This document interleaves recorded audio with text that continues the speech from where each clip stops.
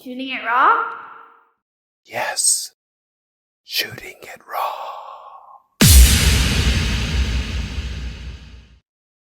Okay, this is called Innisfree Paper Bottle. And it's two images put together. I'm assuming you didn't make these photos because they look like studio shots. Okay, so in the one image on the left, it's a person holding a bottle, like a squeeze bottle. It says, "Hello, I'm Paper Bottle." And on the right is, oh, now I see it. It's a bit disingenuous because on the right you see that essentially the image of the paper bottle, there's actually a plastic bottle within it. Like when you cut away the paper, there's a plastic bottle inside there. That's pretty, I mean, is that real? It's real, 100%. Dude, like, what? How can that is so naked. That's such a bare, okay, so no, I'm jumping ahead. You take it away. So I included this image because what I'm experiencing, particularly post-COVID, is a massive growth in what we call greenwashing. So like the word whitewashing, where you sort of paint over, bad facts. Greenwash is the same thing in sustainability. So that image in particular is pretty telling. And it's a very extreme example of greenwashing. I think companies are much more subtle, but this one was not so subtle and they got called out for it. Who is it? Innisfree? So Innisfree is a South Korean cosmetics brand, quite popular. Like these people could they possibly be more full of shit? Like seriously. 100%. That's the thing. And they think they get away with it because they don't think consumers will notice or piece things together or even care. And that's such an outdated idea. But it's a fucking plastic bottle inside a paper cup. What is this? It's crazy. But you see this a lot. You see the sort of the poster child of this is ExxonMobil, right? They've been doing, anti-climate change rhetoric for decades, but they've been veiling themselves in this idea that they're promoting a more sustainable future. Right. It's so bold-faced, like this Innisfree picture, but we've become used to it, and we just don't even think about it anymore. And we don't think that they're greenwashing when they're just totally lying to our face. And a lot of companies are doing this. Most companies are actually doing this in some way, shape, or form. Ah, okay. And some are doing it on purpose, but some are doing it accidentally. But there are I don't mean to say that companies are not doing good things. There are companies doing great things. Mm-hmm. Mm-hmm. Again, so we've never met. So just so you know, conservation is one of the main pillars of the podcast. It's one of the main drivers in who I am. By a weird twist of fate, I had a client pay my way to get an MBA. Of all the things in the world that I would get an MBA, to me is kind of funny.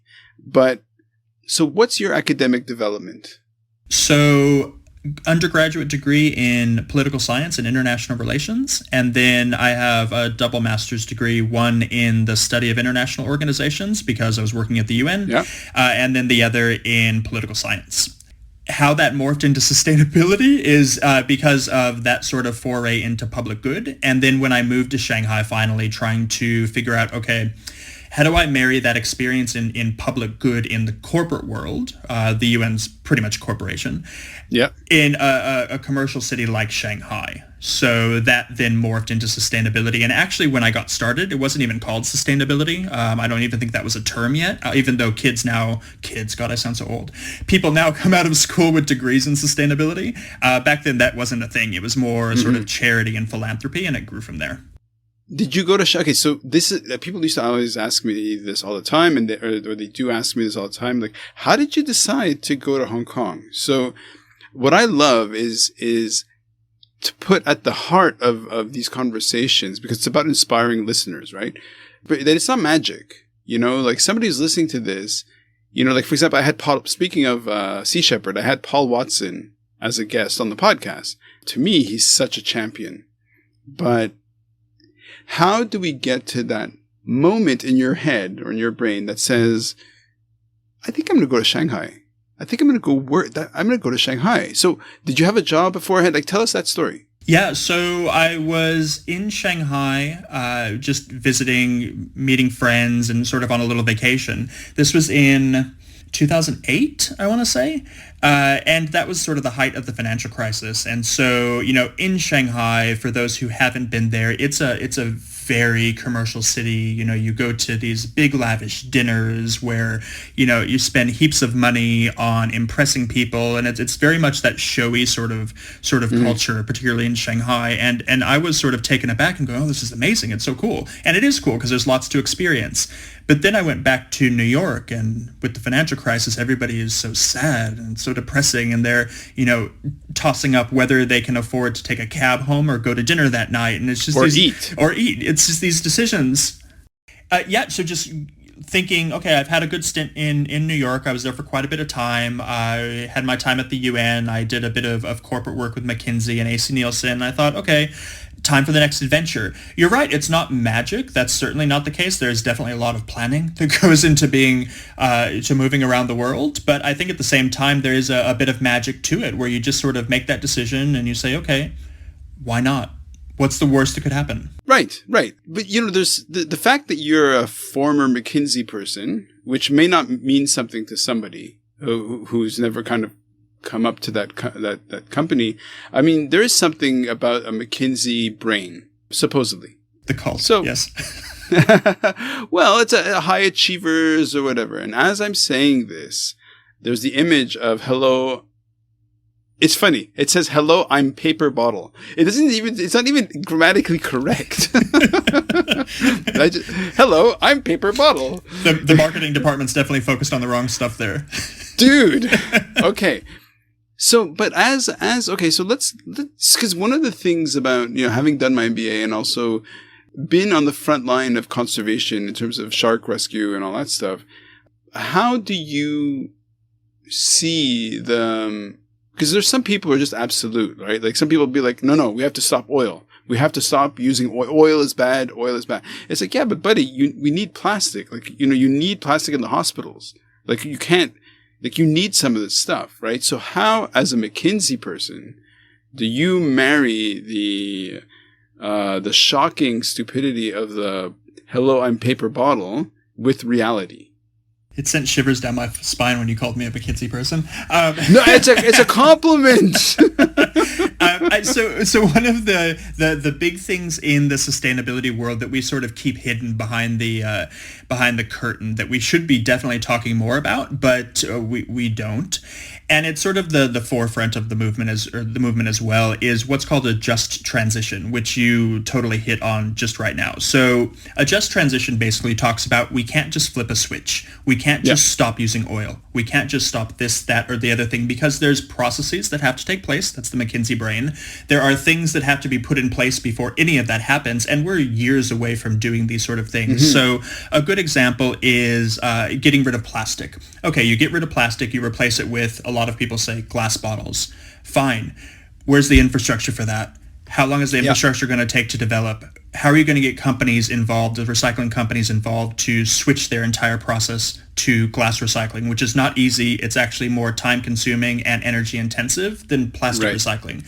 So that's one aspect of it. If you look at it from a social perspective, you put all those people that have worked their entire lives at oil companies out of a job. What are they supposed to do? How do they earn a living if that's all they know? I'm not defending oil companies. Absolutely, we need to stop oil, but I'm just trying to show that there's so much more nuance to it. We need to upskill people or reskill people to put them in other places. So it's not as easy as just saying, do this, don't do that. There's a lot more that needs to go into this. I love the kind of, over time, you realize how when a simple question, which is so easy to blurt, like, why can't we do that? Why can't we just stop? And it's like, to a certain extent, sometimes simple questions can trigger incredible change. But the world is so massively complex. Even something like, why don't we just transition to jet fuel that's not fossil fuel based or that's somehow sustainably linked or whatever? It's because it's wicked complex, and it's not somebody there going, no, I want the world to be bad. It's really difficult to. So what was the phrase you used for transitioning? It's a just transition. Just transition. So a transition that's good. Okay. And so let's wrap this up a little bit in terms of how do you articulate all of this expertise in your head around just transition, sustainability, about the complexity, into somebody who wants to take action to go, okay, well, that's kind of why I gravitate towards the corporate world and sitting more in boardrooms than I would speaking to activists or getting on a soapbox per se, is because I think in the corporate world they sort of get where I'm coming from with this. They understand certainly the dollars and cents. They get the bottom line. They get the idea that it's going to take quite a bit of time and that movement needs to be going incrementally in the right direction, not just fast and fits and starts. Mm-hmm. So that's why I gravitate to that sort of segment of change, I suppose. I think a lot of times with activists, as we talked about at the very beginning, they're not necessarily the most pragmatic, and I'm painting with really broad strokes here. Mm-hmm. But by and large, it's quite difficult to have conversations with them when it comes to making these smaller incremental change. God bless them for wanting large, impactful, big change, and there's space for that. There's not space for that everywhere. There are spaces where we have to be focused on the small incremental change, and we need to be patient. And then, of course, there's things that we can change right away that we haven't, that we should definitely be screaming at the top of our lungs to change, because those are the low-hanging fruit, the easy things to change. Right. Just let's pluck it out of the hat or in the air that's in your brain. What was one of the most frustrating moments where you're just like, this is a low-hanging fruit and nobody's reaching to pluck it? Like, it doesn't have to be in China.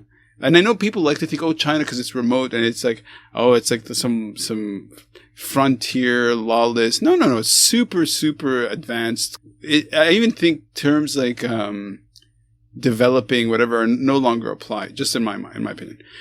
So what is the low-hanging fruit that you were like, it's just there, that you were frustrated that weren't able to impact? It's almost like we had a conversation to plan this beforehand, and for anybody listening, we haven't, because I was going to talk about China, and I think China is the low-hanging fruit that a lot of people are ignoring. So, not to discuss politics, but the way things have been moving in China over the past decade, certainly while I've been there, not that I've been responsible for it, but while I was there, you can see the movements to becoming a more sustainable society in China. And I know when people hear that, they go, no, they're a polluter.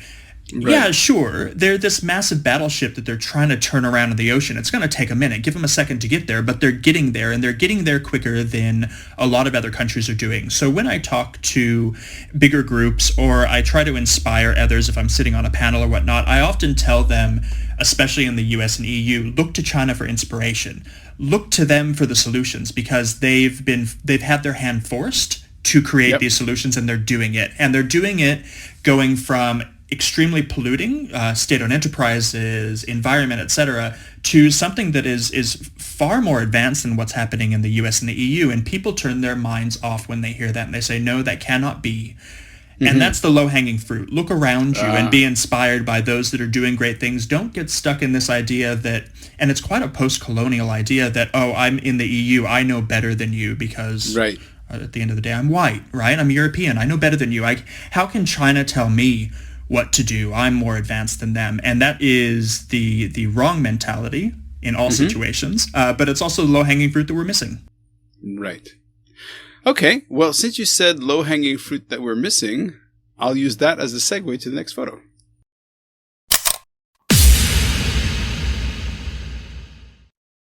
So, is life really a gift? Really? Can you make every second count? That's the whole point of the podcast. So if you like what you've seen and you're inspired, because that really is my mission, then please give it a like, subscribe, and share. Shooting it raw? Yes. Shooting